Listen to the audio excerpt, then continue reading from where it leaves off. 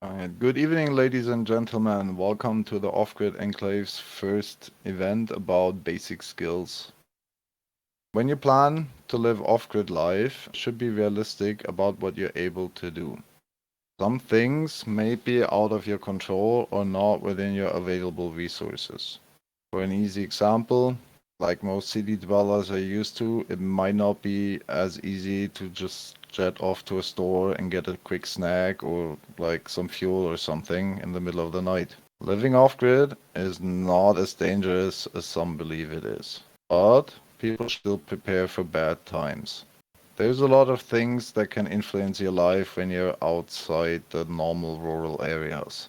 Animals, location, weather, health, all things pose potential threats. Overall, you should have respect for nature and the environment. There are awesome places all over the world to go and live off-grid. Remember to be respectful of communities around you, and getting closer to nature also means you need to respect and protect the environment that you directly live in. Depending on where you are on the globe, you need to be aware that there's animals and plants that share your environment that might be toxic or aggressive towards humans. The scary parts aside, overall, living off-grid is not as dangerous or as complex as some people think it is. There's a few baselines of skills that definitely help in living life more self-sufficient.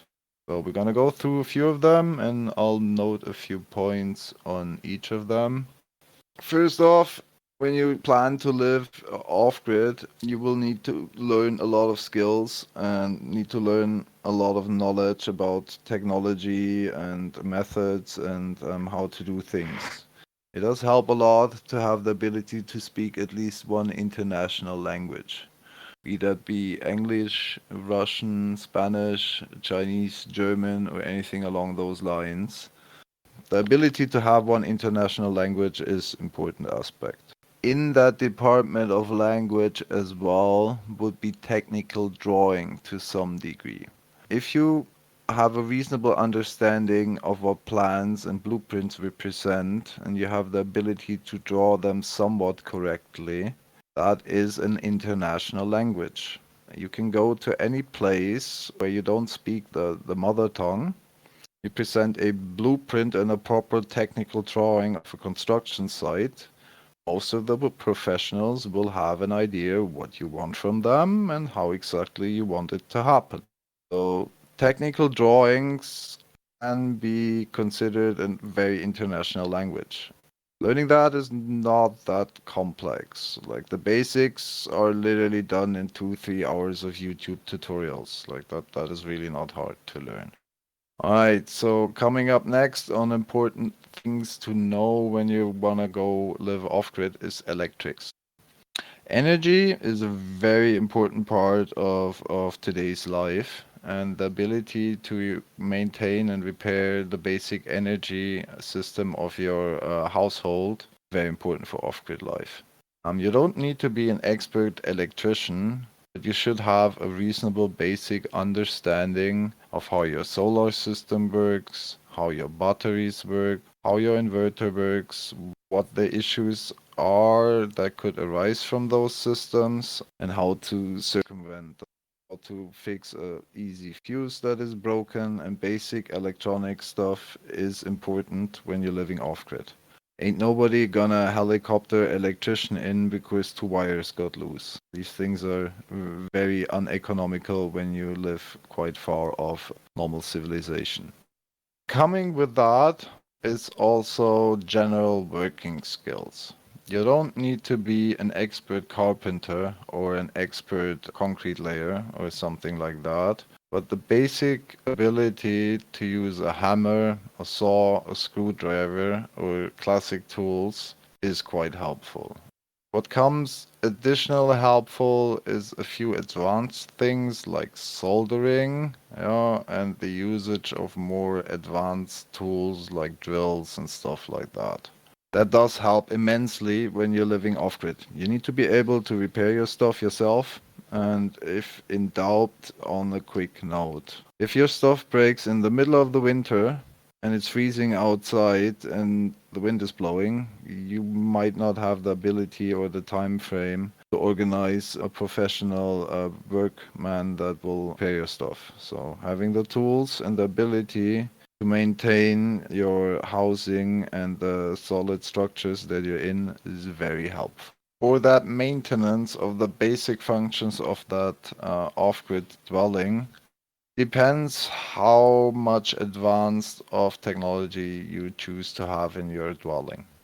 If you have basic PWM controllers, they don't come with many configuration options. You literally put a cable in plus and minus, connect that to the battery, and voila, there you go. If you have complex all-in-one units that also house AC to DC charging units and offer a variety of different configurations, we'll need to config that from a computer or a smartphone. Newer devices will come with the ability for smartphones, but most older devices will need a computer to do configurations and stuff. The basic ability to use computers is relatively important for living off-grid as well. Like if things break or you need to go check up on information on the internet, you need to find a manual and things like that. Yes, you don't need to be an expert, but the basic usage of the internet, how to find information and how to connect a computer to an inverter and install a program is definitely helpful. You don't need to be a perfect scaled programmer or anything, but basic ability to install programs and use the computer. Alright, let's see, what more do we have? Medical stuff. Life is the most important thing we have. Living off-grid can mean being rather distant to the next doctor or hospital. The need for skills in medical become much more important the further away you are from society, or if you have a family member with complex medical conditions. Hopefully, there is never the need to replace a doctor or a hospital for a serious injury or medical condition. However, your skill level can be the difference between a funny memory how mommy broke her leg back then, or a family member bleeding to death. Weather, animals, or hazardous surroundings can lead to injuries, illness, or worse. The ability to use basic diagnostic tools for human functions like pulse, blood pressure, blood oxygen levels, and temperature, very easy to learn. Usually these devices take maybe a half-hour training to provide relatively good results. Most of the time, these informations can be enough for a doctor to diagnose remotely if the injury is life-threatening or at which urgency a transportation to a hospital needs to be arranged. Most countries offer first aid and medical courses. I do highly recommend people that live off-grid to have a fresh memory on basic first aid and very good knowledge about the medical conditions that might arise within their family and how to treat those or work with those. All right. Something that is close to that subject, but overall a bit of a different subject, would be the firefighting. Most of the dwellings that are meant for off-grid living are a bit off the normal path of humans. So if your stuff goes on fire, getting the fire brigade to arrive there might take a while depending on your location. Now, 30 minutes of fire in your house and nobody does anything about it is a serious thing. There is probably not much left of your house. Firefighting is a basic skill that should be a thing for people living off-grid. You don't need to be like a brazen hero that charges into burning buildings, but having a basic understanding of how to put out fires, how fire extinguishers work, which fires you can still engage, and at which fire you need to start evacuating, these sort of things. Having smoke detectors installed to mitigate the amount of time you need to actually react to things starting to go on fire and things like that.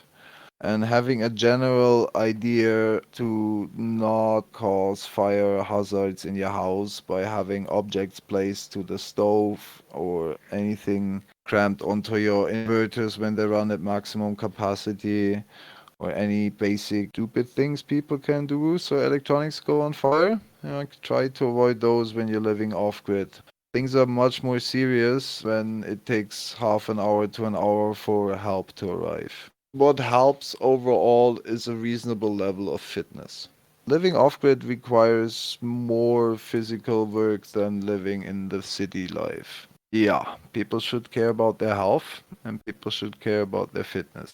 Right, so far, what was the things that you noticed that you started living off grid? What was the main things that felt you were missing compared to your normal life coming from a big city?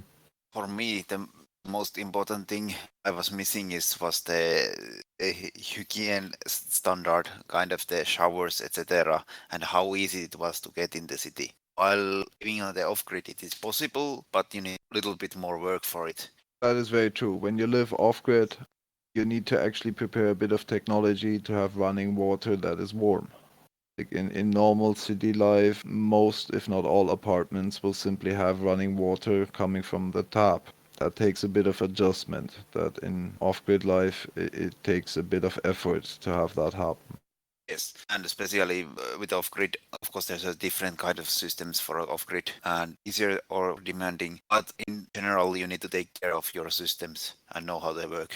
Another thing is the heating and how to get your living space heated up and keep it up and not rely on the general grid to keep you alive. Two main things I've noticed that you need to actually know how to deal with. Yes, especially if there's serious winters and you actually have frost and conditions that can kill humans. Most apartments or normal houses that are designed by architects will have a central heating solution that will just work or not and is quite simple for the inhabitants to use. Like usually they have the heating radiators with built-in thermostats. You simply turn to the temperature you would like to have and your room is temperatured nicely. And going to live off-grid depends, of course, on the size and the system, but most smaller cabins, mobile homes, RVs, and smaller houses will be run with a heating stove that burns wood or coal or something along those lines. It takes a bit of getting used to that these systems actually need more care. That you need to go out and bring the firewood in, you need to make the fire, and if you don't feed the fire, it's gonna go out and you're gonna go cold. That is very different when you have a centralized system that has a tank with thousands of liters of oil, or even better, a direct connection to the gas grid. Like everything is automated and it just works. For off-grid life, that is different. You need to worry about that. This is also consideration for the climate you are in, as in a more temperate climate might be easier on the earth, but on the other hand, summers might be bad and you might be very hot on the other hand. While in the very extreme cold climate, the heating is very important, as if you lose the heating, then it's very easy to also lose your all the water systems because pipes are getting frozen over and etc. Yes, that is a good point you bring up there. The overall climate and the temperatures around you is a very big factor on how to prepare for off-grid life. The more serious the conditions are, the more serious the preparations need to be. If people are living in the north of America, north of Russia, or north of Europe or something, and you have serious frost and proper winters with meters of snow, one needs to consider very carefully how to manage his heating and power system. If one lives in an area that does not bring temperatures below frost and generally have a much milder climate, which is more easy on solar, preparations don't need to be that serious and yeah, life-threatening compared to having strong, hard winters. What was your experience in that regard with electricity? How did you experience your first solar system when you went off-grid? Uh, Electricity was there, but it was kind of didn't rely on it as much, and especially when the night came, and as I was running only the solar, so in the night time I was on the battery, and from when the solar stopped coming, I knew that I had a certain amount of about electricity use. So I had to have some kind of consideration what I was running after the sunset. As yeah, and as the battery had certain amount of energy it can save, and on the other hand, you shouldn't run the battery also not too low to preserve its condition, etc. But of course, sometimes you just need to use the power. So basically, that was one of your main components to learn in the beginning, that you don't just have power coming all the time, but to manage it over the night, basically.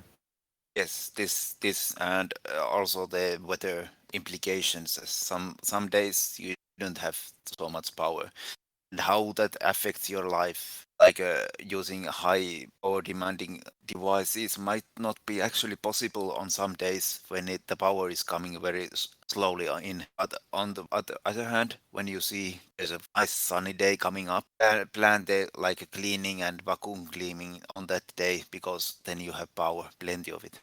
People adjust their cycle a bit more to nature. When you rely on solar and you see the sun is out, you have a lot more options to run machinery than when you see, all right, it's going to be bad weather for 3 days. That's big part of off-grid life. Adjust your power output or your power needs according to your power input. Yes. That can mean you need to wait a week until you can wash your laundry because it's just bad weather. Of course, most bigger solar setups or most bigger off-grid setups have generator to bypass these needs to a certain degree. Yes, and some kind of alternative source of power apart from the generator, like a wind or water, would be also nice to kind of reach the places where the solar fails. Yes, this is the beautiful thing about hydropower, as it is much more stable compared to solar. You will have that 24/7. So you don't need to be worrying about that much about your power output, as your power input is much more constant. The night is not such a scary event for these systems. Unfortunately, having hydro is a luxury that a few of the off-grid people actually have. It's not enough that you have a river, you need a reasonable amount of flow, or you need a reasonable amount of height drop to actually make the hydro work. You can get the micro turbines working on even very small height drops, like a meter to 2 meters. There's quite some power you can drain from that. So that is still hard to obtain for most normal plots of land, where, like, if you're not in the mountains, you're not gonna have a meter height difference. Hydropower, when you have it, it is a beauty and it is one of the nicest power sources to have. But yeah, it is not easy to obtain for most of the people. Wind, on the other side, not that easy to install properly because you need an area that is actually somewhat clean for the generator. If there's lots of roofs or trees or stuff like that, that will impact with the wind generators' ability to sustain. But it is easy to install in terms of connection and management. Putting up a Mm. wind turbine, a small 400-watt turbine or something, is nothing crazy. It's basically like putting up solar. You put the stick in the garden, you run a cable, you put a charge controller, put a fuse, connect it to the battery, done.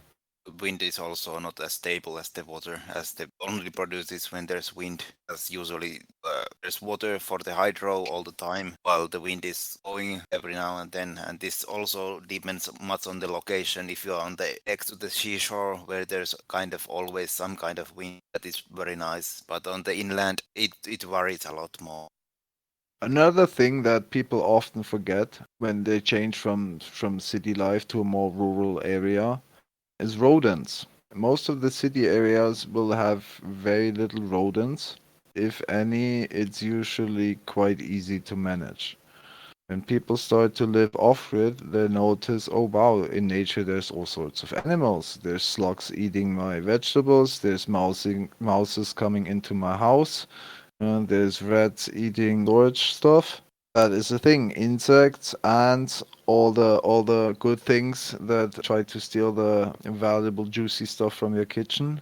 In nature, you will notice them a lot more. What was your experience in that regard? Yes, as I come kind of a different climate and the location, actually the mice problem was the biggest thing. As this was much more in the south, and as souther you go, it's usually the lively is the nature, and more thinking you need to put protecting yourself from the nature. As if you are in the tundra, there's not much nature to worry about, apart from the, of course, the elements. Then the mice were a problem, and obviously, as if you are going to have some kind of a garden, etc., and then there's going to be all kind of bugs, etc., coming and trying to get your food. Also, they like the wood also to get.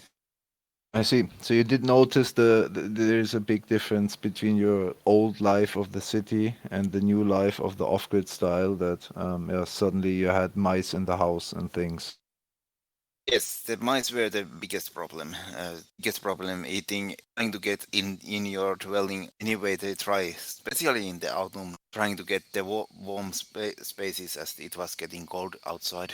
Traditionally, autumn is where the mice problem is the worst. Like the outside is getting cold and the nights are getting their first frost. So the mice do notice, oh, there's a warm, nice place where humans live. And obviously, as the outside is getting colder and colder, they do push towards the heat. The main problem with the mice is actually not that they steal the food, but their instinct to eat all the things they find. Mice and cables and mice and batteries do not mix well. True story. I know a friend which was renovating an old house and he was running his cables quite openly in a wooden structure of the house, in the wooden framing of the house. Came winter, mouses made a nest right next to the cables, stuffed all sorts of nesting material inside there, and nicked the cable. Man put his electricity on, there was a few sparks, and the house burned down within 30 minutes. Like the damage mouses do is very serious. People underestimate that. Alright, I think with this, we should have covered the main basics that are a concern for most people looking to become more self-sufficient or living off-grid. If there's any questions, input, or ideas, don't be shy. Join our Discord. I'll put the link in the description. Thanks all for watching. See you around.